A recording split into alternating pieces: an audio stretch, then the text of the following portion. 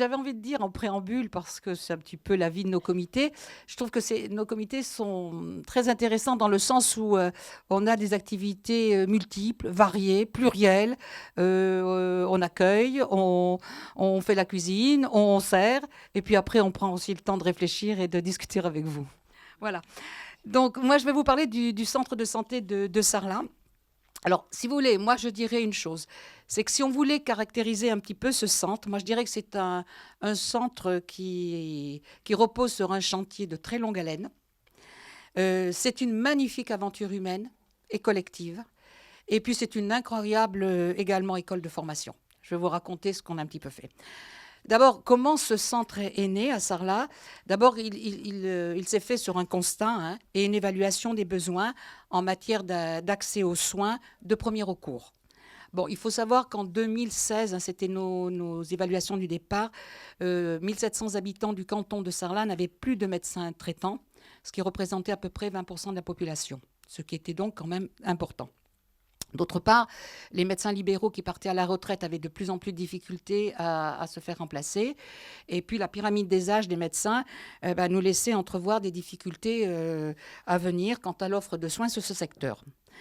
Alors, partant de ce constat, avec l'appui de deux associations, l'Atelier citoyen 24, j'y reviendrai, et le comité de défense de l'hôpital public et de sa maternité de Sarlat, des citoyens, des élus, ont décidé de réagir à cette situation et de travailler à la création d'un centre de santé.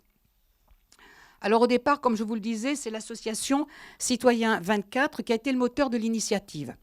Alors l'objectif justement de cette association était de faire émerger des projets concrets locaux proposant des alternatives aux situations existantes dans le cadre d'une démarche citoyenne et collective.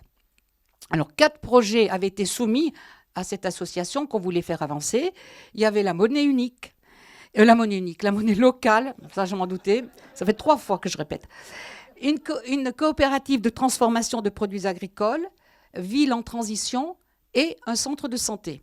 Donc il y a eu un débat, des groupes de travail ont présenté ces projets, ça a été suivi par un vote et c'est le centre de santé qui a obtenu la plus grande adhésion. Donc c'est le départ du centre de santé.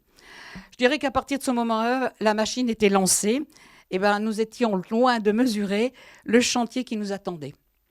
Alors, tout au long de ce travail, nous avons eu une ligne conductrice dont nous n'avons pas dérogé en ayant comme boussole 2 choses. Alors, sur le fond, notre projet, on voulait développer absolument un projet qui réponde à des besoins non couverts en matière de santé.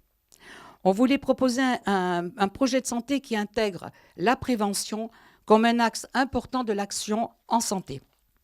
Un autre axe, c'était développer un travail de coordination, de coopération avec tous les partenaires médico-sociaux du secteur afin de rendre plus efficace et plus performant la prise en charge de la santé au-delà de la simple consultation médicale.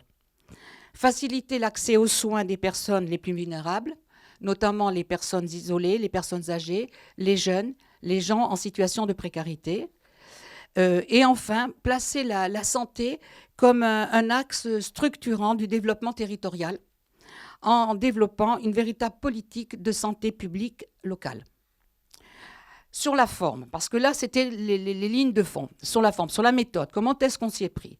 La question de la démocratie sanitaire a été un repère permanent dans la construction de la réalisation de ce projet.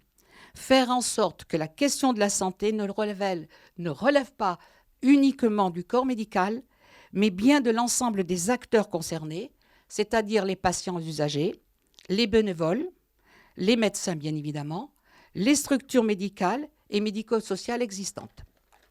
Alors pour ce faire, comment est-ce qu'on s'y est pris? On a organisé plusieurs réunions publiques pour commencer, pour faire connaître notre projet et surtout la structure centre de santé, ses principes et ses objectifs.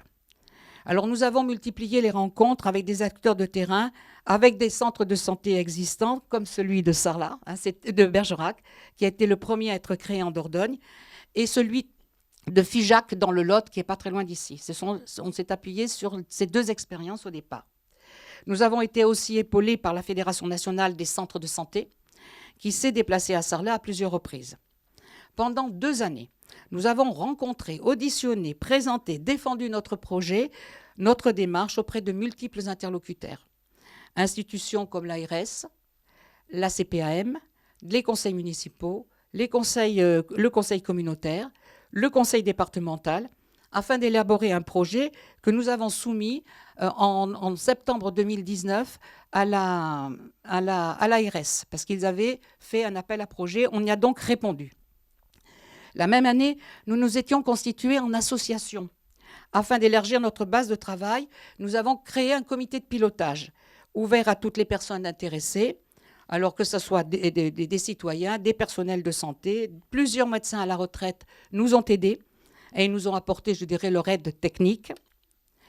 Et le comité de pilotage s'est organisé lui-même en groupe de travail pour la rédaction du projet lui-même, pour élaborer les fiches de poste pour les salariés, les futurs salariés que nous allions embaucher, pour travailler les entretiens d'embauche, pour équiper l'ensemble du centre de santé, donc aussi bien en matériel médical qu'en infrastructure administrative. Donc ça a été un travail qui nous a pris un an et demi. Alors, parallèlement à tout ce travail-là, nous avons aussi réfléchi à chercher quelle gouvernance on pouvait mettre en place pour associer différents partenaires à droits égaux. C'est ainsi que, quelque part, s'est imposée l'idée d'une coopérative, plus précisément d'une société coopérative d'intérêt collectif. C'est une société commerciale, mais à but non lucratif. Et nous avons été aidés dans cette démarche par l'Union des coopérateurs. Oula, on me dit que le temps est dépassé. C'est pas grave, ça m'est égal. Donc, cette organisation nous permet d'associer les salariés en priorité, les usagers, des bénévoles, des collectivités locales, de l'hôpital qui va être partie prenante, ainsi que de grosses associations qui s'occupent de personnes handicapées. Donc ça nous permet de travailler avec l'ensemble, d'emblée avec un ensemble de partenaires. Donc je vais vite, puisqu'il faut que je le fasse. Donc où est-ce que nous en sommes jusqu'à présent? Donc notre projet a été validé par l'ARS en septembre 2020. Nous avons ouvert le centre de santé le 21 décembre 2020. Donc, vous voyez à quelques encablures du démarrage de la pandémie, ce qui donc nous a quand même nous a un petit peu handicapés. Donc, nous avons ouvert le centre de santé avec un médecin à mi-temps, avec une directrice qui pendant les premiers mois, a travaillé aussi à mi-temps. Une directrice qui est présente dans ce centre, je tiens à la saluer parce que grâce à elle, c'est elle qui a porté aussi en partie ce projet.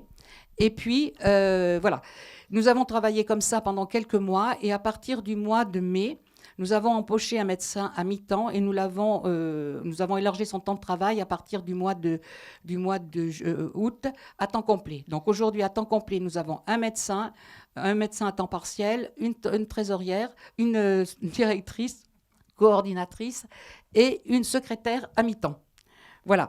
Le projet est en cours parce que nous avons aussi d'autres objectifs. L'objectif, c'est toujours de répondre aux besoins des populations et on a caractérisé nos populations, je ne rentre pas dans les détails, bien sûr, des populations âgées.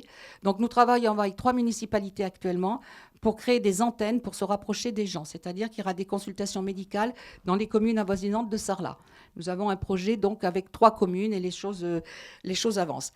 Aujourd'hui aussi, je vous le disais, dans le corps de notre projet de santé, il y a aussi le développement de la prévention. Et ça, c'est pas si simple que ça à mettre en place, parce que le financement du centre de santé, comme vous devez le savoir les uns et les autres dans cette salle, n'est que pour le remboursement. Nos fonds viennent de la CPAM, c'est-à-dire le remboursement des consultations effectuées par le médecin et un certain nombre d'aides substantielles, ce qu'on appelle l'accord national. Mais l'ensemble des subventions plus le remboursement de la CPAM, bon, voilà, c'est compliqué pour développer des projets de type prévention. Donc là, nous venons, parce qu'on n'est jamais... Nous venons, et j'en termine là, nous venons de répondre à un appel à projet pour essayer de travailler les questions de l'accès aux soins des personnes en précarité.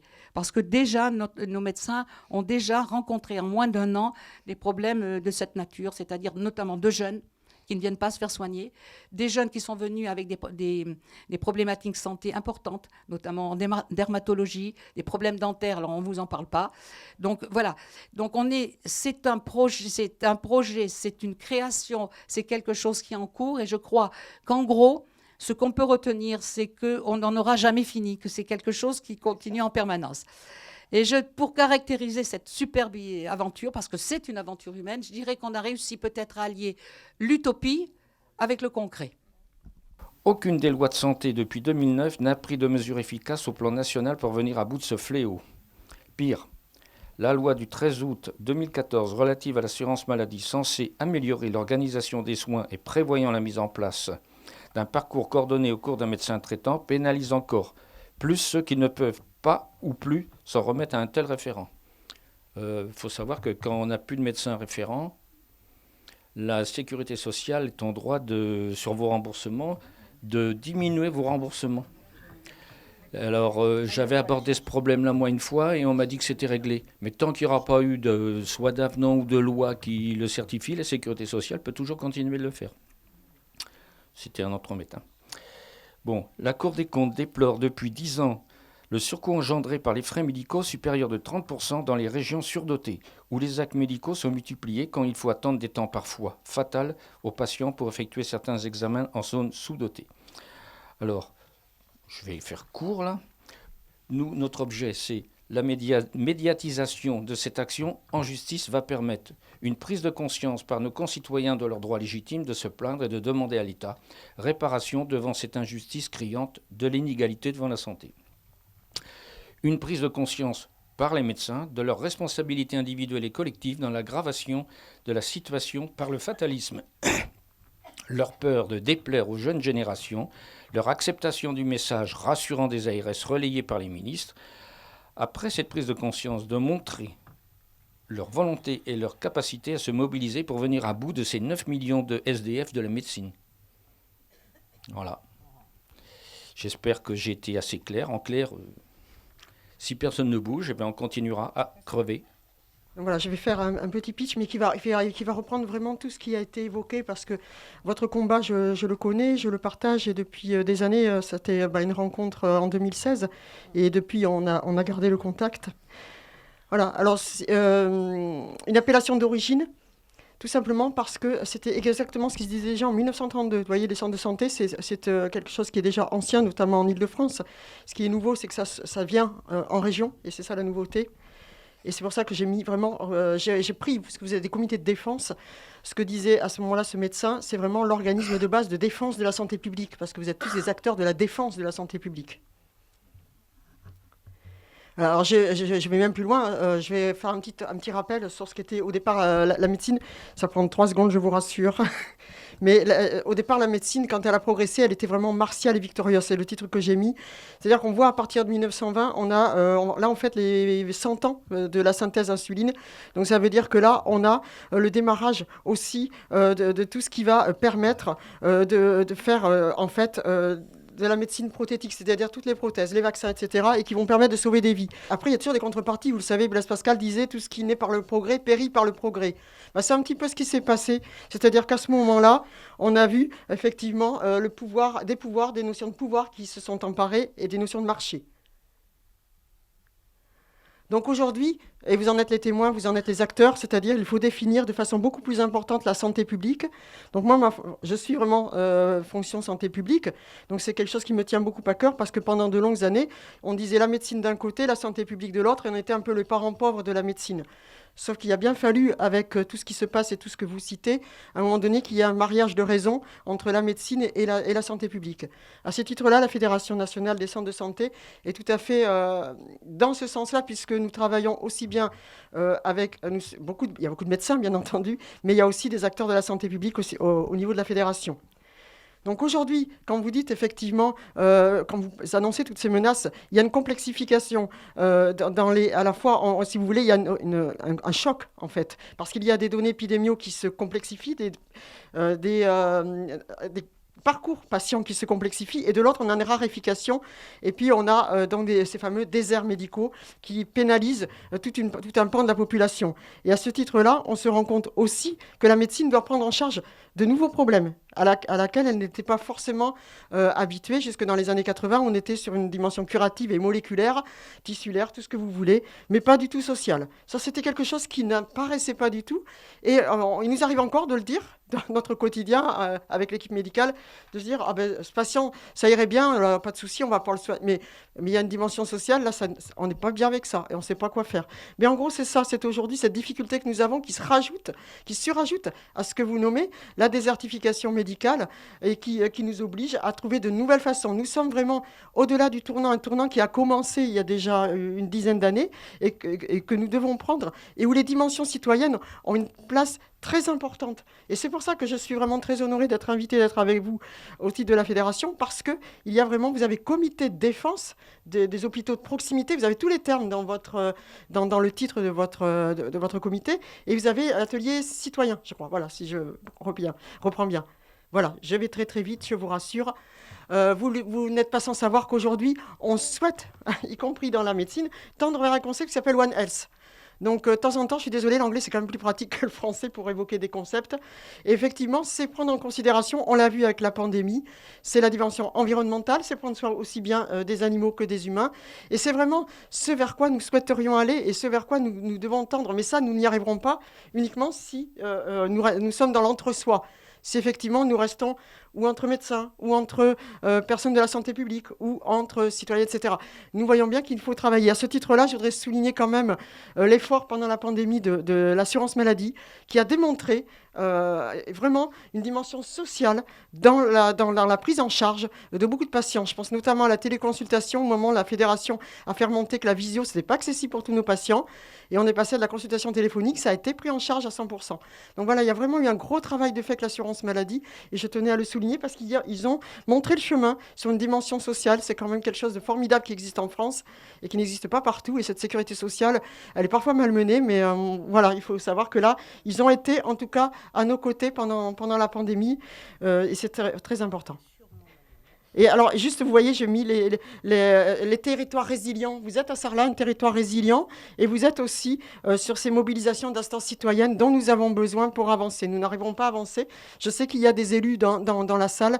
Nous n'arriverons pas à avancer sans les élus qui ont aussi cette responsabilité, cette prise en charge globale de leurs administrés, et qui, par définition, doivent se préoccuper de leur accès aux soins.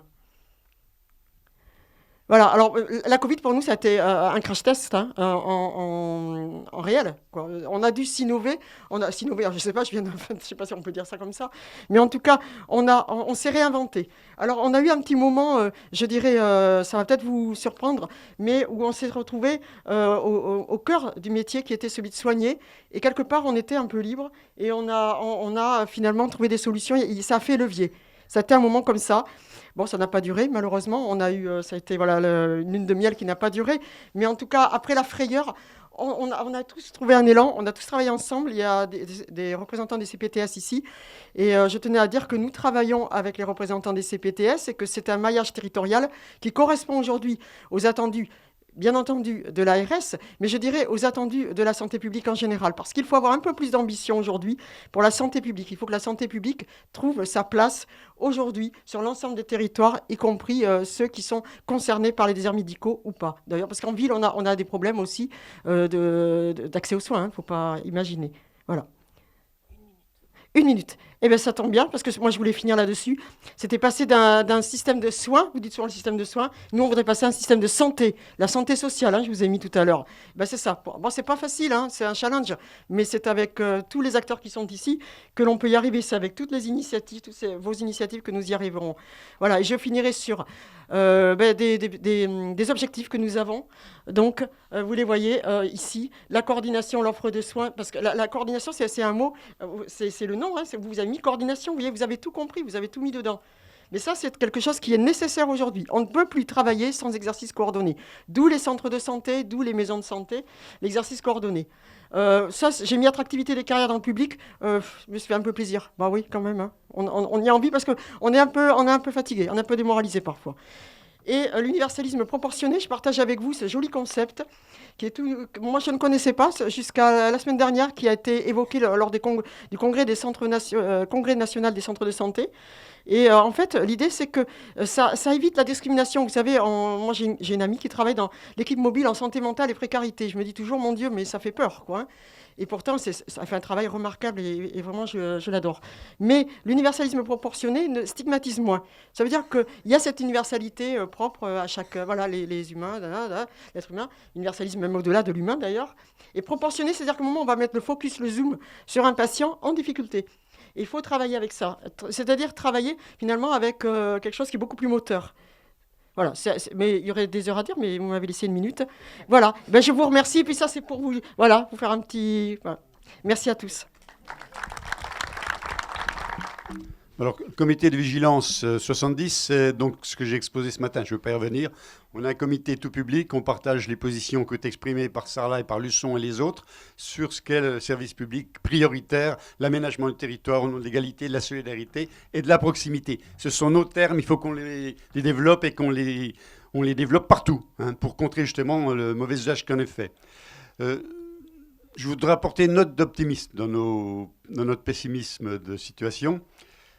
Le constat de la désertification médicale n'a jamais été autant partagé en France, y compris par des gens qui ne sont pas proches de nous, ni idéologiquement, ni politiquement, ni de manière corporatiste. C'est un fait avéré aujourd'hui qui ne peut plus être remis en cause. Le deuxième aspect positif, je pense aussi, c'est qu'on a de plus en plus d'associations d'élus qui se posent la question et qui peut-être changent de registre et de démarche. Outre point positif qu'on pourrait citer, il y en a d'autres, c'est que la presse est attentive à ce qu'on fait et à ce qu'on dit. On passe parce que les gens savent ce qu'on fait, ils se coltinent une réalité qui les détruit dans leur sociabilité, dans leur santé, leur sécurité, leur type de déplacement. L'ensemble du territoire est touché. Donc, je veux simplement dire ce qui a été la réflexion du comité de Haute-Saône en préparation de ces rencontres. C'est s'emparer d'un programme révolutionnaire. Le programme révolutionnaire, il date de 2006, il a été décidé par la coordination nationale. Et on l'a redéveloppé avec notamment Joseph et puis Rosine quand on a été auditionné à l'Assemblée nationale. Il est simple. Hein. On sait bien qu'aujourd'hui, toutes nos luttes ne font que gérer la pénurie. On le sait tous. On sait bien que toutes nos luttes, quels que soient nos succès, ne font que nous donner un souffle temporaire si on gagne, mais que ça va être remis en cause parce que tout le temps, partout, le manque de professionnels aujourd'hui contribue non seulement à détruire les services, à les faire accepter par les élus et par les cadres, et puis ça contribue aussi à déstabiliser encore plus le monde sanitaire périphérique. Donc qu'est-ce qu'il faut faire ? Il faut, exiger que la formation des médecins soit démultipliée, en tenant compte de tout ce qu'on a dit. Il ne faut pas 8 000, 10 000, les syndicats proposent des chiffres. Il faut redire ce qu'on a dit ce matin. Aujourd'hui, un médecin d'aujourd'hui, c'est un moitié de médecin d'autrefois. Donc s'il y a 8 000 ou 10 000 qu'il faut 15 000 personnes au moins en création. Il faut un souffle novateur énorme en création. La deuxième chose qui est absolument indispensable, c'est qu'il faut en finir avec la liberté d'installation. J'appelle un chat un chat. C'est bien des aspects qui, aujourd'hui, créent des difficultés supplémentaires dans cette pénurie. Pourquoi ? Parce qu'il y a 15 à 20% de postes vacants. Certains chiffres en donnent 25 à 30 dans tous les hôpitaux de France. On est tous touchés par l'absence de médecins. On peut prendre des autres catégories médicales, c'est la même chose. Donc il faut qu'on arrive à définir quelque chose de très ferme sur ce point-là. Bien entendu, en écoutant les professionnels, bien entendu, en revalorisant le métier, bien entendu, en payant mieux l'internat. J'entends tout ça. Sauf que ce qui doit être prioritaire pour une association comme la nôtre, qui est une association citoyenne, d'usagers, on représente l'intérêt général, eh bien, c'est les besoins de la population et des territoires. C'est ça qui doit être la démarche qui doit nous animer, c'est ça qu'on doit dire et taper fort sur la place publique. Après, bien sûr, pour mieux faire venir dans des contrées difficiles ou autres, il faut développer des formules qui correspondent mieux aux jeunes d'aujourd'hui. Donc on a défendu, nous, les centres de santé, mais ce n'est pas la peine de parler des centres de santé en amont si on n'a pas le personnel à mettre dedans. On a ouvert des centres de santé qui n'y a personne dedans aujourd'hui. Il y a des maisons médicales qui ont été payées sur les fonds publics où il n'y a personne dedans. Et qu'est-ce qui se passe quand on crée des centres de santé, des maisons de santé, qui est une belle initiative, qui est une belle utopie concrète, et surtout l'aspect associatif de Sarlat, ça c'est magnifique. Moi qui suis un partisan de l'autogétion depuis si longtemps, je trouve ça superbe. Sauf que on contribue à déshabiller d'autres endroits parce que les médecins qui vont venir là n'iront pas ailleurs. Et donc, on met en concurrence des territoires. Alors, les plus pugnaces, les mieux placés, ceux qui ont les moyens, eh ben, vont avoir peut-être la possibilité, dans la pénurie ambiante, de ramener quelques personnels chez eux pour faire vivre ou survivre un service. C'est pas comme ça qu'on traite l'égalité en France. Et donc, je le dis haut et fort, il faut qu'on exige un changement complet de politique, sinon on n'y arrivera pas. On n'y arrivera pas. Il faut soutenir les initiatives qui mettent le doigt où ça coince, et pourquoi pas prendre d'où elles viennent. 2 exemples, moi qui suis de la mouvance globale d'ici, je vais prendre 2 exemples à droite. C'est le département donc, de Saône-et-Loire qui a créé un centre de santé départemental et qui a réussi donc à couvrir tout un territoire, donc une optique qui est hyper satisfaisante dans sa démarche, même si ça ne résout pas le problème en amont de création. Et puis l'autre exemple, eh bien, Chiche. Pourquoi je dis Chiche? Parce qu'il y a un député qui vient de En Marche qui demande à la suppression de la liberté d'installation et qui se heurte donc à son propre camp. Il faut soutenir ces initiatives-là. Il faut que la coordination, si on veut survivre, si on veut être plus écouté, si on veut mieux occuper la place publique qui est la nôtre, parce qu'on représente la réalité des besoins des gens, ça il ne faut pas en avoir peur, eh bien il faut qu'on soit présent sur des thèmes clairs, précis, qui sont compréhensibles par tout le monde. Et on pourra peut-être ramener les jeunes avec nous et les moins jeunes que nous avons déjà acquis. Voilà, c'était ce message-là que je voulais faire.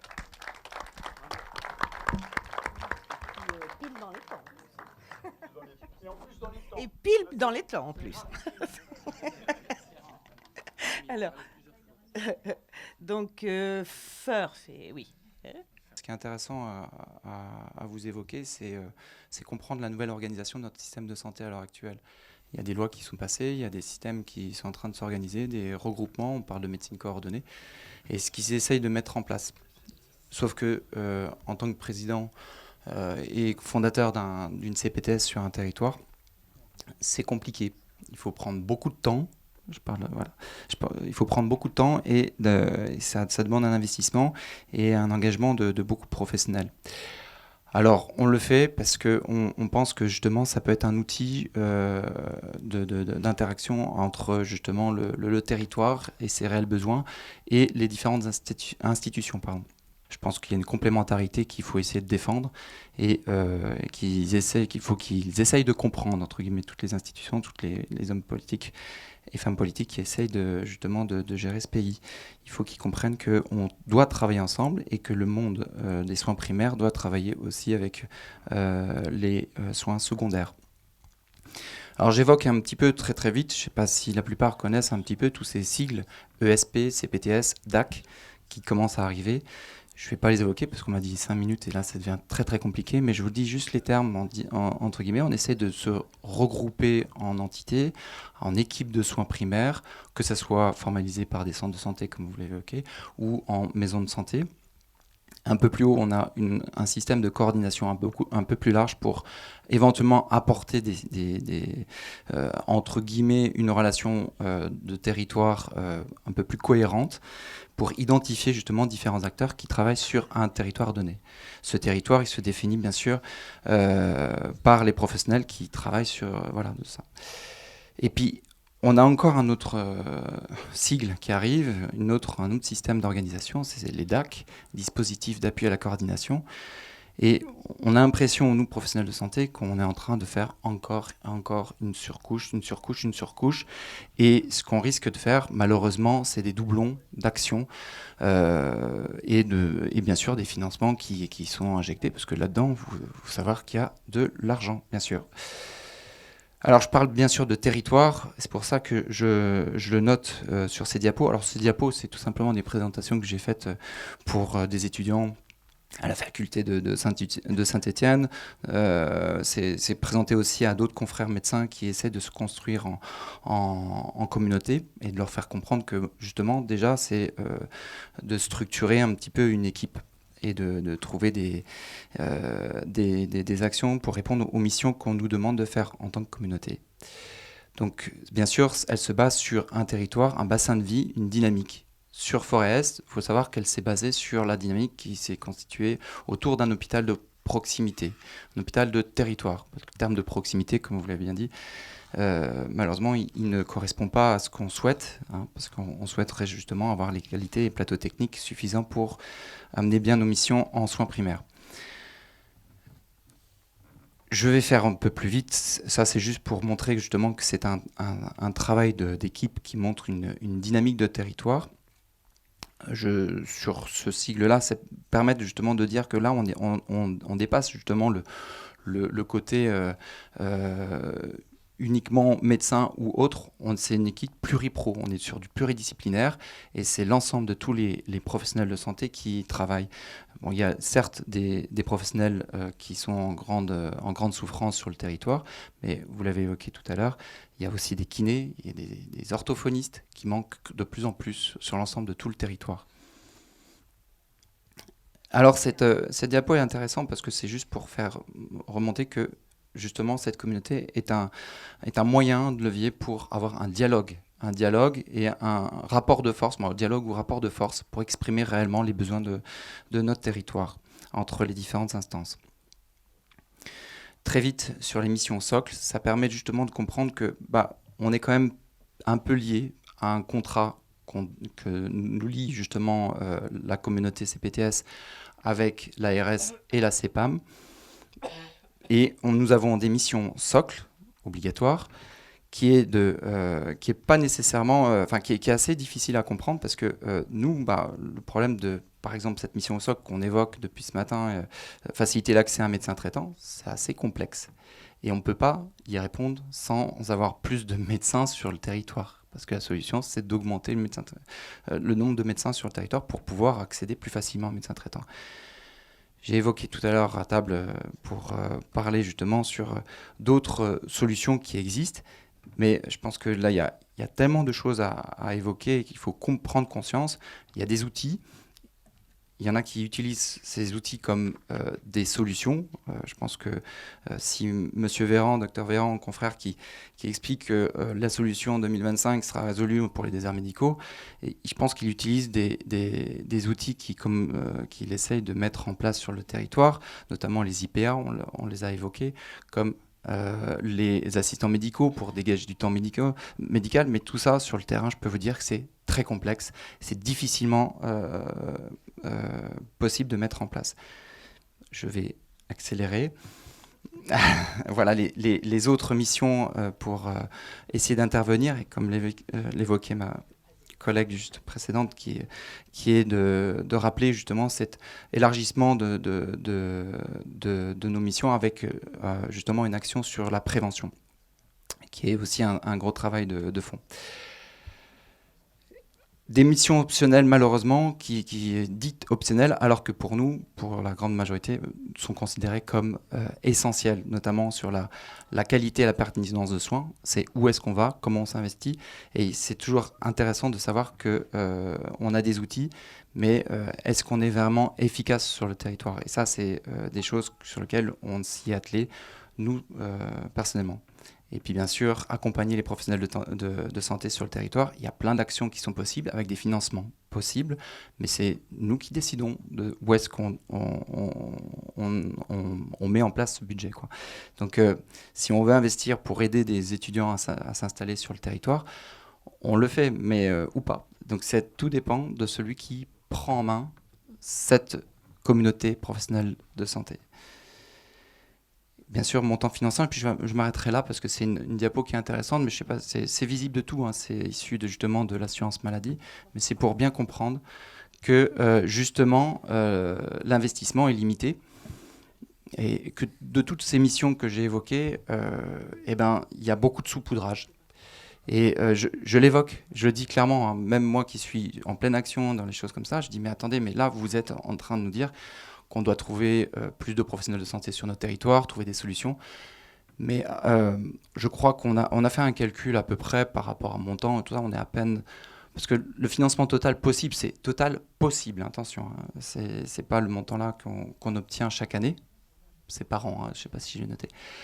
Mais ce qu'il faut comprendre, on a calculé, on est à peine à 2-3 euros par habitant de notre territoire C'est équivalent à peu près pour l'ensemble de toutes les CPTS de ce territoire. Vous voyez, donc c'est pour ça que je dis, si on veut faire bouger les lignes et s'investir dans toutes les missions qui sont très intéressantes, très enrichissantes pour des professionnels de santé de territoire, parce qu'ils savent ce qui est réellement besoin pour la population, et c'est de travailler avec l'ensemble de tout ce territoire. Il faut investir, je pense, beaucoup plus, mais nous aider aussi à combiner, à organiser tout ça, parce que nous, on n'est que professionnels de santé, on n'est pas manager, on n'est pas...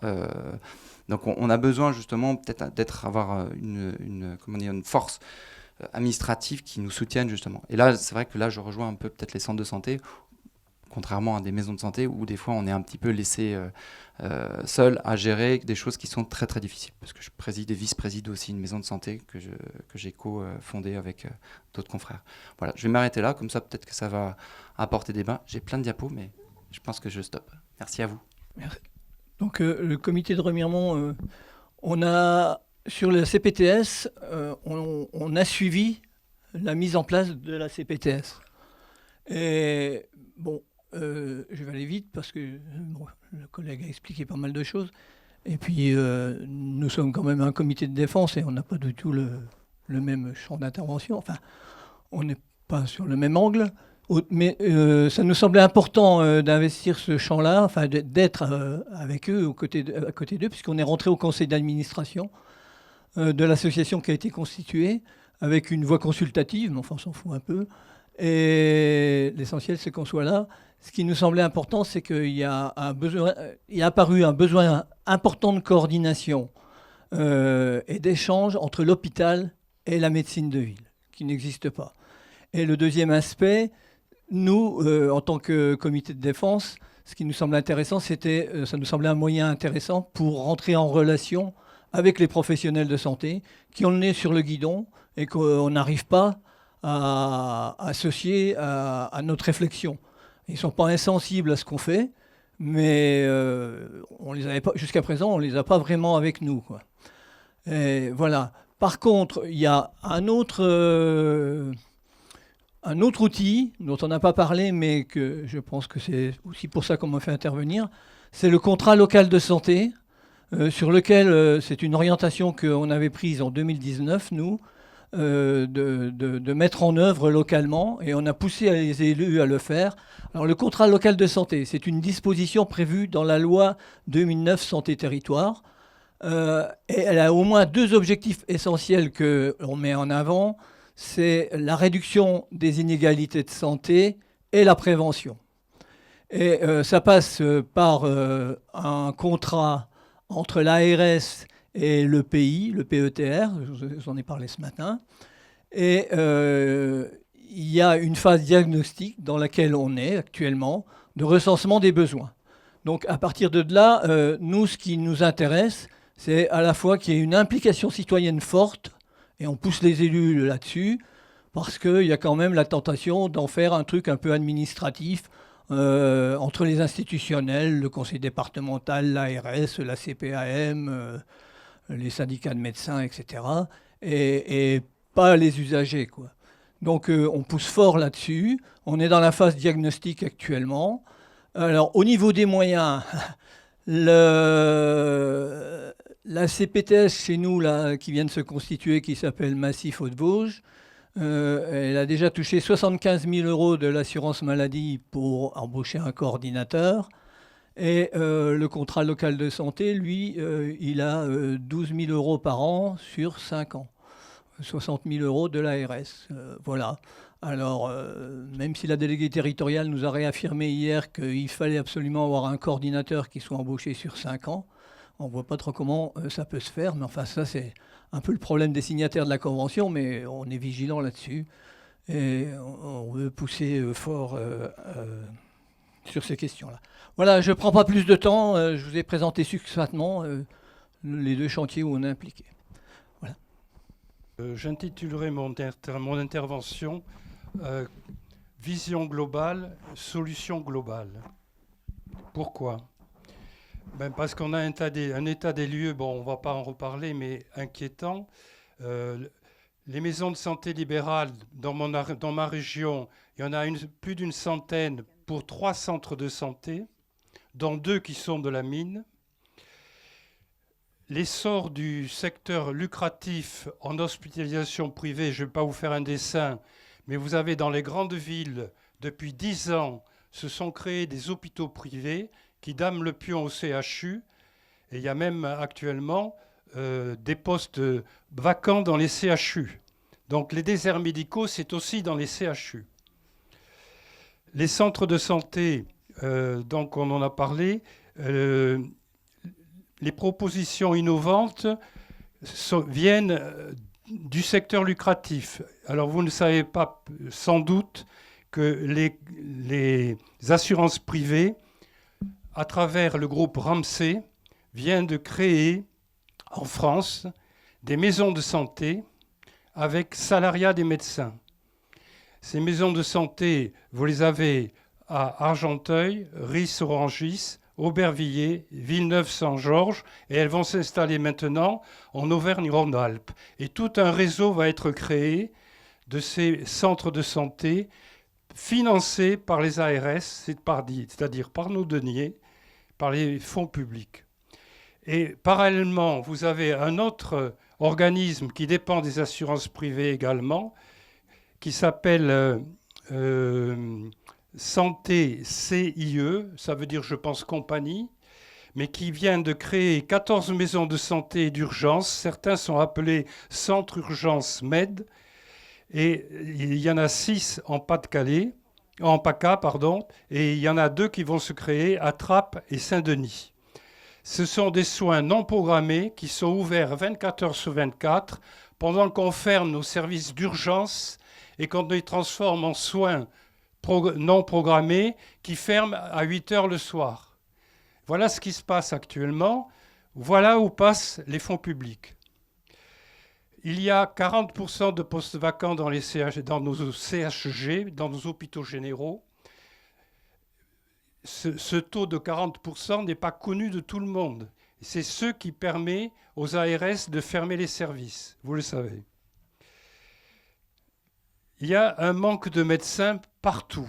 Il n'y a pas que les hôpitaux publics. On a parlé hier des hôpitaux psychiatriques. Il y a les CMP qui sont dans un état lamentable. Il y a eu les assises de la psychiatrie. Je passe sur les moyens qui ont été donnés.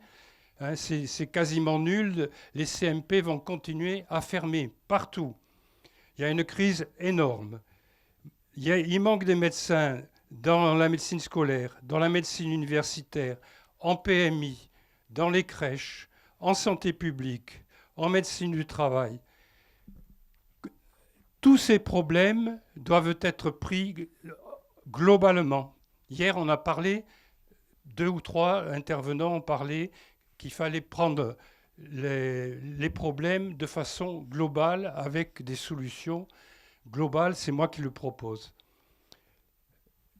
Il y a des solutions, on les connaît, l'augmentation du numerus clausus, il y a le conventionnement sélectif dont Michel a parlé, et il y a la remise en cause de la liberté d'installation. Mais toutes ces mesures ne suffisent pas pour remplir les manques de médecins dans tous les domaines. Pour éviter la lutte entre les centres de santé et les maisons de santé libérales, Michel en a parlé, déshabiller Paul pour habiller Jacques. Pour éviter l'inégalité entre les futurs médecins généralistes et spécialistes, je vous rappelle qu'il y a des bourses qui sont données pendant les études à condition de s'installer 10 ans dans un désert médical. Vous croyez que c'est l'égalité, ça, entre les futurs médecins? Moi, je ne crois pas. Pour éviter le gaspillage d'argent, la Cour des comptes a dénoncé, il y a déjà plusieurs années, le millefeuille d'aides qui sont données à l'installation des généralistes.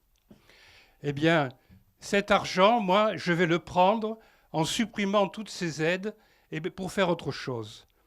Et qu'est-ce qu'on va faire comme autre chose? Eh bien, c'est ce que j'appelle le clinica assistanat pour tous. Actuellement, nous avons dans les hôpitaux ce qu'on appelle l'assistanat partagé entre CHU et hôpitaux généraux dans certaines spécialités.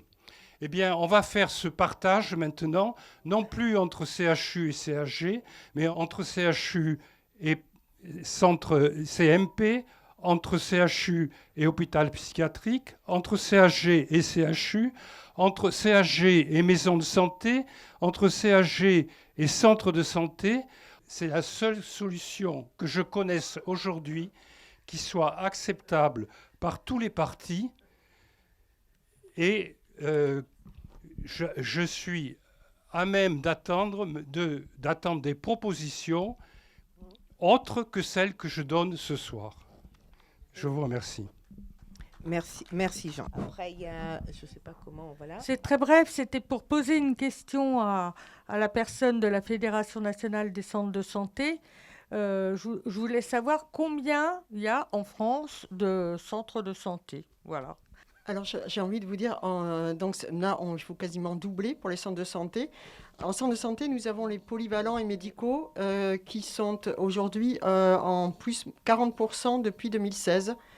Et donc, pour vous dire que on est à plus, une évolution constante. Et c'était aussi un attendu des ARS, notamment de doubler encore ce chiffre, également pour les MSP. Voilà. Donc on est sur un doublement et on est donc à plus 40% depuis 2016. Et environ, on est à 1800 centres de santé tout confondus. Voilà. En Nouvelle-Aquitaine, donc la région ici, c'est environ 300 centres de santé. Il faut sortir les centres dentaires, sinon on n'y comprend plus rien. Oui. J'ai dit médico-polyvalents. Polyvalent. Alors médico-polyvalents, effectivement, ils sont beaucoup moins nombreux. Bonjour à tous et à toutes. Jacques Massacré, responsable de la Dordogne de l'association contre les déserts médicaux, nouvellement créée sur le territoire. D'abord, je voudrais saluer les personnels de santé ici, les remercier du travail fait durant ces derniers mois. Ça a été terrible pour eux, je le sais.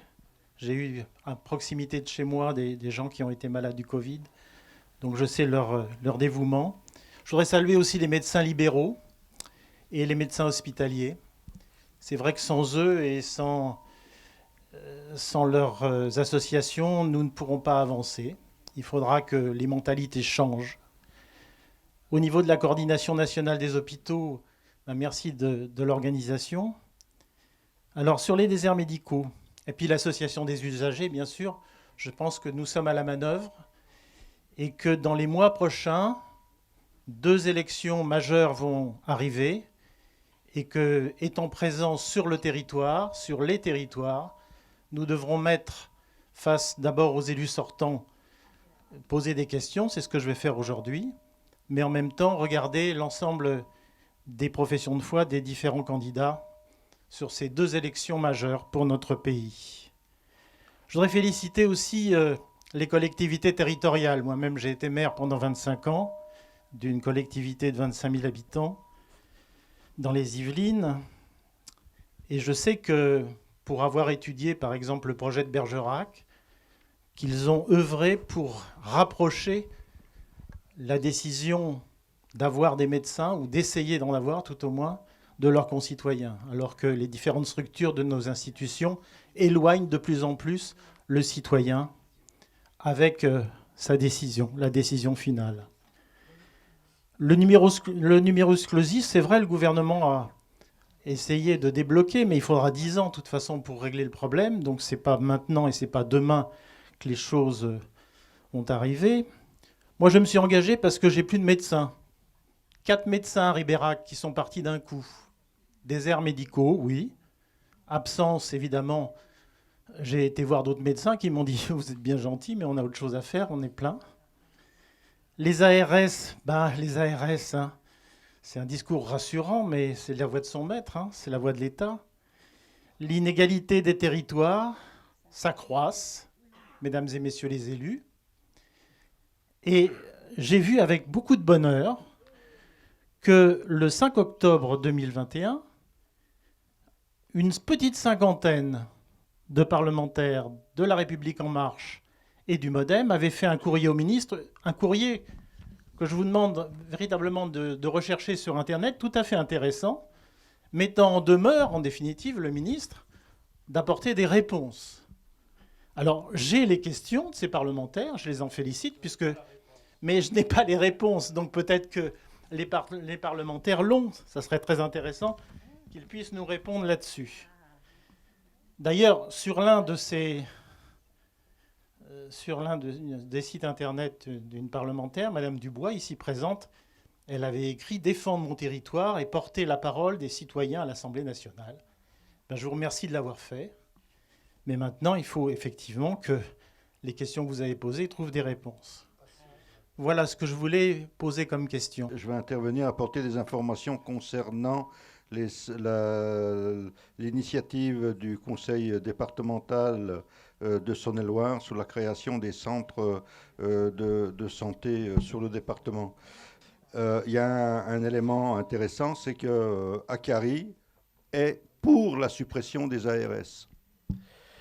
Donc, nous sommes dans la 3e année dite de l'expérimentation, mais ça ne l'est plus, quoi, en fait, qui avait pour objectif de couvrir les déserts médicaux. À l'époque, il y a la source de l'idée, c'est il y a 635 médecins libéraux en médecine générale sur le département. Et à l'horizon de quelques années, 35% d'entre eux partiront en retraite.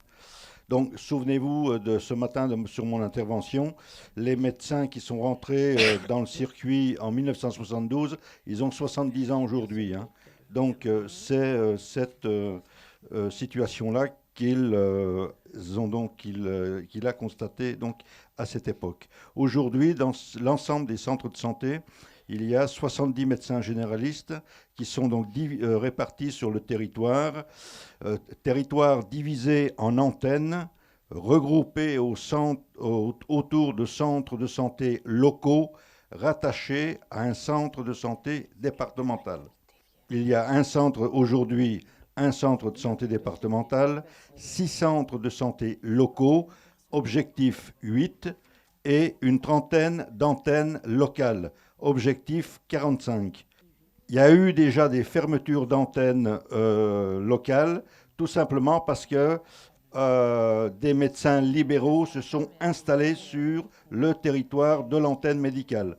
Donc dans ce cas-là, l'antenne médicale ferme pour se rouvrir ailleurs. Donc je l'ai dit, 70 médecins généralistes, il y a 4 infirmières azalées, 31 secrétaires médicales, et ça a permis à peu près entre 15 à 18 000 personnes donc de retrouver un médecin traitant.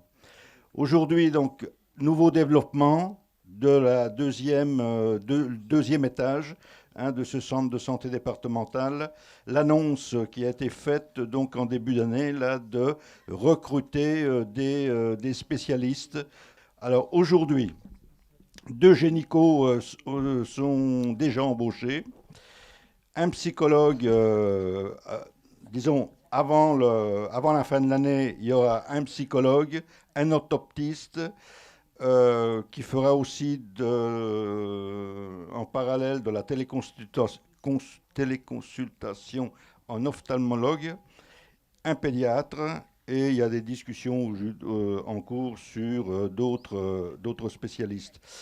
Autre nouveauté, le département va lancer un service de garde SOS, Centre de santé départemental 71, qui va assurer des visites à domicile de 20h à minuit dans les secteurs où cette permanence n'existe plus. Par ailleurs, il y a 5 centres territoriaux qui vont être dotés chacun d'une petite salle d'urgence. C'est le Covid, la période Covid-19 qui a initié ce projet. Donc, je l'ai dit, il y a des antennes qui ferment au profit de l'installation de médecins libéraux. Et afin d'inciter les centres de santé à recruter, l'assurance maladie là, vient d'annoncer qu'elle va mettre en place une aide forfaitaire à l'embauche qui va durer 5 ans. Le centre de santé départemental a prévu de recruter un assistant médical par centre de santé territorial. Hein. Donc, il y en a 3 aujourd'hui qui sont concernés. Et donc, c'est effectif depuis le 1er septembre. Donc, voilà. Donc, pour finir sur le financement, d'après Akari, au-delà de l'emploi de 30 médecins, il n'y a aucun problème de financement. Voilà. Donc, ils en sont à 70. Bruno Percebois, je suis médecin retraité, mais j'ai longtemps été médecin de prévention en protection maternelle infantile en région parisienne. C'est juste pour situer. Je vais essayer d'être très très court. C'est fini déjà? Non, il ne faut pas exagérer. Deux, trois questions. Sur les dispositifs, je voulais poser des questions au collègue qui nous a présenté la CPTS du Forez, là. Parce que des dispositifs, moi j'en ai vu passer un sacré paquet pendant ma carrière professionnelle. On a eu les ateliers santé-ville, par exemple, à une époque dans le cadre de la politique de la ville. On a eu des comités locaux, des contrats locaux de santé, des contrats locaux de santé mentale. Enfin bref, on a vu passer beaucoup de machins, comme disait l'autre, avec un feuilletage très important. Moi, personnellement, j'ai toujours eu beaucoup de mal à comprendre exactement qu'est-ce qu'ils faisaient et surtout qu'est-ce qu'ils produisaient comme résultat. Parce qu'en général, j'ai vu beaucoup de dispositifs qui existaient, qui se créaient, qui disparaissaient. Ça ne changeait pas grand-chose. Bon. Au vu de l'exposition, de l'exposé que tu nous as fait sur les CPTS, moi, il y a une question qui m'est venue à l'idée. J'ai bien aimé le mot saupoudrage que tu utilisais, parce que c'est vraiment l'impression que j'ai eue, souvent, dans ce genre de dispositif, mais peut-être que je me trompe. Et moi, la question que je me suis posée, c'est quand j'ai vu les objectifs qu'on fixait au CPTS, notamment l'objectif d'aller chercher des médecins, de contribuer à la recherche de médecins pour le territoire, etc., je me suis dit, mais est-ce que c'est pas d'une certaine manière l'État qui se défausse sur les professionnels de sa responsabilité, parce que c'est quand même la sienne d'abord et avant tout, notamment en matière de formation.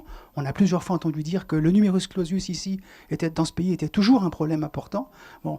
Et la deuxième chose que je me suis posée comme question, c'est est-ce que d'une certaine manière, les dispositifs des CPTS, ce n'est pas une manière de mettre en concurrence tous les territoires, les uns contre les autres. Celui qui aura la bonne CPTS, qui sera capable d'aller recruter contre la CPTS de côté. Donc ça, c'est un vrai problème, parce que le phénomène de mise en concurrence, on l'a un peu partout, notamment à l'hôpital. Ça me paraît important. Bon. Et puis, dernière chose, quand même, je voulais dire 2-3 mots, parce que tu as présenté dans les objectifs la question de la prévention. Bon. Alors moi, c'est une question à laquelle je suis évidemment très sensible. Ça a été l'essentiel de mon activité professionnelle. Il y a une manière de présenter la prévention, et il y a une idéologie de la prévention dans tous ces dispositifs, avec ces objectifs, etc., qui, moi, me paraît contradictoire avec l'idée de la prévention qu'il faudrait promouvoir. La prévention par objectif sur un programme de 15 jours, 3 semaines, 1 mois, 6 mois, ça colle pas. Sinon, là, pour le coup, on est dans le saupoudrage. La prévention, par exemple, en santé maternelle et infantile, ça ne se fait pas comme ça, et ça ne peut pas se faire comme ça. Il faut des véritables services dédiés. Je défends évidemment les services de PMI. Il faut défendre aussi, bien sûr, les services de santé scolaire. Au passage, pour les services de PMI, faut-il le dire, il y a un projet de loi qui devait parler de la protection de l'enfance, qui devait passer au Parlement ces jours-ci. Heureusement, il a été repoussé. Parce que ce projet de loi prévoyait tout simplement de supprimer purement et simplement les normes minimum légales d'activité de PMI dans les départements. Voilà, pas la peine de faire un dessin, ce qui risquait d'arriver. Vous savez, dans la loi, dans le Code de la santé publique, au titre de la protection maternelle et infantile, il doit y avoir tant de consultations pour nourrissons, tant de consultations par grossesse, etc., dans chaque département. Bref. Et voilà. Et bien ça, si ces normes, elles sautent, pas la peine de faire un dessin. Déjà qu'elles ne sont pas respectées au niveau national, plus de la moitié des départements qui sont chargés de la gestion de la PMI ne les respectent pas. Faites-les sauter, pas la peine de faire un dessin. On peut penser que ça va disparaître. C'est un service qui est en grande déshérence et en grande difficulté. Il doit rester à peu près 1 millier de médecins de PMI. On était 2-3 000 il y a une quinzaine d'années. Voilà. Mireille Stivala, secrétaire générale de la Fédération en santé et action sociale, CGT, avec 80 000 adhérents. Je pense que ce qu'il faut dire déjà en premier lieu, qui n'a pas vraiment été abordé ce matin, un réel problème de dialogue social avec le gouvernement, l'État, avec les structures territoriales, nos tutelles, qui ne tiennent pas en compte, en tout cas de ce que renvoient les acteurs de terrain que nous sommes. Alors que nous sommes, nous, professionnels, aussi les usagers qui utilisent, en tout cas, le système de santé et nos établissements. Et ça, c'est vraiment un constat vraiment majeur parce qu'on n'a jamais autant été visible, en tout cas ensemble, de ces dernières années, en termes de mobilisation. La preuve, puisque la CGT, depuis plus de 3 ans maintenant, nous sommes à l'initiative de réunions unitaires avec toutes les organisations syndicales. Et je vous rappelle, puisque nous étions ensemble dans les manifestations, nous avons tous ensemble réussi à faire un mouvement en 2018-2019 qui n'a pas été de tel niveau depuis 20 ans dans notre pays. Donc ça veut dire professionnels, médecins, paramédicaux, usagers.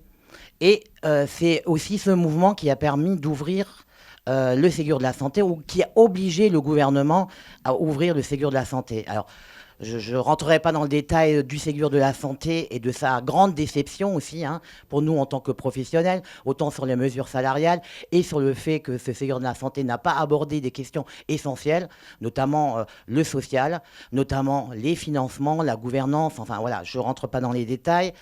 Mais je pense qu'il faut le souligner parce que ça, c'est l'œuvre aussi des professionnels, des associations, des collectifs qui, pendant 2-3 ans, ensemble, nous avons en tout cas porté un socle commun. Et ce socle commun, je le rappelle, c'est notamment et de manière urgente la formation de professionnels de manière pluridisciplinaire.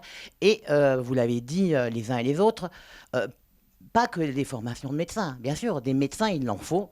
Et les médecins, oui, avec des contraintes. Nous, en tout cas, notre organisation, ça fait plus de 20 ans que nous disons, nous ne pouvons plus continuer à déjà ne pas tenir compte, en tout cas, de l'anticipation qu'il faut, notamment aussi par rapport au vieillissement de la population, et c'est-à-dire non seulement plus de médecins, mais d'autres professionnels aussi, parce que sinon, effectivement, on va se retrouver dans la situation que nous, il y a 20 ans, on décrivait déjà, qui est celle d'aujourd'hui. Alors, on n'a pas été entendu à l'époque, d'ailleurs, on n'a pas été la seule organisation à le porter, vous l'avez porté aussi avec nous, mais ça veut dire, oui, des contraintes fortes auprès des professionnels, notamment du corps médical. Mais là, je me permets de dire aussi, regardez le microcosme de l'Assemblée nationale, composé d'énormément de parlementaires médecins, et vous voyez bien que là, on a le sentiment aussi que le lobbying est très fort pour ne pas arriver à justement à ce type de contraintes, mais qui sont nécessaires aujourd'hui. Et ça veut dire, oui, plus de médecins, mais ça veut dire aussi qu'il faut regarder comment ces médecins s'installent, en tout cas sur le territoire, il faut le réguler. Et s'il faut des contraintes fortes, je pense que c'est ce qu'il faudra mener, puisqu'il y a eu beaucoup d'impulsions qui ont été faites, mais le résultat aujourd'hui, c'est qu'elles n'ont pas fonctionné.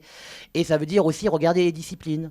Parce que ce n'est pas qu'une question du nombre de médecins, c'est les disciplines aussi, parce qu'on pourra avoir plus de médecins, mais on n'aura pas de médecins de ville, parce qu'ils choisiront d'autres disciplines qui ont moins de contraintes. Voilà, il y a ça qui est important, mais c'est aussi la formation de professionnels dans l'ensemble de notre secteur. Et ça veut dire du paramédical et d'autres professions qui sont sous tension et qui posent vraiment aujourd'hui des problèmes, en tout cas à l'intérieur des établissements, puisqu'on manque de professionnels de manière pluridisciplinaire. Et ça, c'est quand même des politiques organisées. Voilà, on a plusieurs fois dénoncé, il n'y a pas eu d'anticipation, donc on peut dire qu'il y a eu une volonté à un moment donné, politiquement, de réduire l'accès aux soins pour finalement réduire les dépenses. Et j'en reviens au financement, parce que pour nous, la question centrale en ce moment, puisque va être débattue dans les prochaines semaines au Parlement, le projet de loi de financement de la sécurité sociale, c'est ça qui conditionne tout. Et donc, c'est sur ce point-là qu'il va falloir effectivement se battre et demander à ce gouvernement, d'ores et déjà, de changer de registre et notamment de ne pas continuer, ce qu'il a déjà entrepris depuis plusieurs années, des économies. Et de considérer à chaque fois que l'hôpital, maintenant, est une entreprise qui doit être rentable et qui doit générer des bénéfices et surtout pas des dettes. Voilà. Et d'ailleurs, nous, on ne parle pas de dette pour l'hôpital, puisqu'on considère que, en tout cas pour nous, la santé de nos concitoyens, la santé, c'est une priorité. Et c'est peut-être de ça qu'il faut aussi parler. C'est qu'avec la crise Covid qui nous a traversés, si aujourd'hui la question, enfin les questions d'ailleurs dans notre pays ou même dans les autres pays ne sont pas prioritaires en matière de santé et en matière, alors nous on est aussi sur l'économie durable et environnementale qui sont d'ailleurs même liées, je pense qu'on a quelques soucis à se faire dans les prochaines années, en tout cas, et il faut bien qu'il y ait un sursaut maintenant important et une conscience sur ces enjeux-là qui doivent être prioritaires.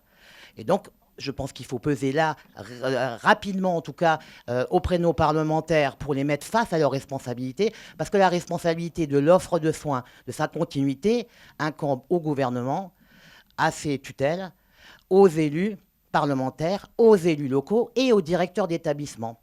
Et nous, en tout cas, nos organisations, maintenant, dans la période actuelle où de plus en plus de lits ferment et de services, nous pointons la responsabilité de l'État de générer de la rupture, en tout cas de soins, et l'égalité de soins. Et donc ça, je pense qu'il faut aussi qu'on le pointe dans la période. Et après, au-delà de la question, finalement, qui est la question des effectifs au sein de nos établissements, il y a la question aussi, la question salariale. On ne peut pas l'éluder. Aujourd'hui, il est inacceptable que tous nos professionnels, et ça va des médecins jusqu'à nos professionnels paramédicaux, sont sous-payés et mal payés par rapport à tous les pays européens. Moi, je viens de Moselle. On forme des professionnels, mais ces professionnels partent à l'étranger après. Donc, même si on forme plus de professionnels, si on ne les rémunère pas mieux, ils ne resteront pas dans notre pays. Donc, la question salariale, c'est un enjeu important aussi. Et donc, on ne peut pas se satisfaire, en tout cas, des mesures salariales, autant pour les médecins que pour les paramédicaux, en l'état actuel. Et l'enjeu du financement est vraiment un enjeu important. Donc, il faut vraiment qu'on pèse auprès de nos parlementaires, de nos élus locaux, pour qu'ils puissent aussi, quand ils sont dans leur permanence et partagent avec nous le constat, qu'ils votent aussi dans ce sens. Voilà.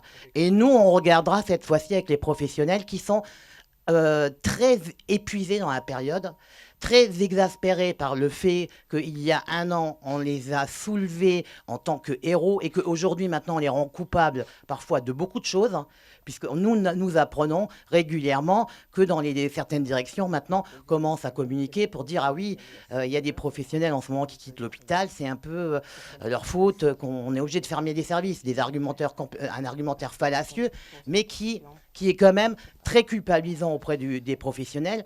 Ils en ont marre, et je parle de tous les acteurs et professionnels. Nous sommes infantilisés depuis plus d'un an, alors que nous avons, nous, été en tout cas la solution, en tout cas pour aider dans la prise en charge de la crise sanitaire. Et je rappelle aussi qu'on a abordé cette crise sanitaire Covid-19 avec un manque de matériel, avec un manque de masques. Et donc, ce n'est pas possible dans un pays comme le nôtre qu'on continue effectivement à ne pas prendre ces enjeux de manière importante, et ça veut dire le financement en tout cas de nos établissements et derrière la plateforme que je vous ai énoncée. Et bien sûr, nous considérons qu'il faut absolument travailler avec tous les acteurs, les usagers, les professionnels, parce que tous ensemble, on pourra effectivement peser, et si on multiplie les initiatives ensemble, on pourra gagner. Oui, en écoutant les interventions, j'avais l'impression de voir comme d'un côté, il y a l'État qui grignote et qui détruit un mur, on peut dire le mur de la santé et de l'organisation de la santé en France, et puis que de l'autre côté, il y a les citoyens qui essayent de ramer pour essayer de le consolider et d'essayer de résoudre les besoins de la population. Et Michel Antony a parlé qu'il fallait un changement révolutionnaire. En proposant, par exemple, comme ça avait été dit avant, l'augmentation du numerus clausus, la remise en cause de l'installation des médecins, etc., de mettre une installation obligatoire, enfin la remise en cause de la libre installation. Mais je crois que ça ne suffira pas, parce que si on augmente le numerus clausus et puis que les médecins ils vont travailler dans les cliniques privées qui après font les dépassements, qui demandent On a vu que c'était une remise en cause aussi de l'accès aux soins.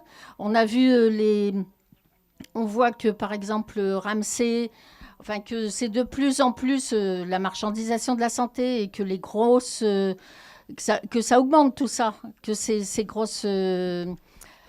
entreprises financières ils sont plus bon, chercher du fric que de répondre aux besoins de la population. Ils prennent que ce qui est rentable, quoi. Donc, il faudra plus remettre en cause que la libre installation des médecins. Après, la question de l'argent qui doit être mis pour la santé, faut remettre en cause aussi les interventions militaires et l'argent pour la militarisation de l'économie, etc., quoi. Donc, on peut pas dire il faut de l'argent pour la santé et remettre en cause le reste. C'est pas se répartir la misère. Et puis aussi, remettre en cause la question de l'exploitation, comme Mireille a parlé aussi, de l'exploitation du personnel. Parce que si le personnel, non seulement est mal payé, mais en plus, on lui en met, si on lui donne un petit peu plus, mais qu'on lui met beaucoup de boulot en plus, il ne peut pas résister. Et donc, il s'en va. Donc, ça ne résout pas les problèmes d'accès aux soins. Tout d'abord, bonjour à tout le monde. Je m'excuse de perturber un petit peu votre planning. Je débauche et donc j'ai un créneau un petit peu court. Donc, j'ai pas l'habitude de m'exprimer en public puisque moi je suis sur le terrain. Donc, voudrais bien me pardonner si je bafouille un petit peu.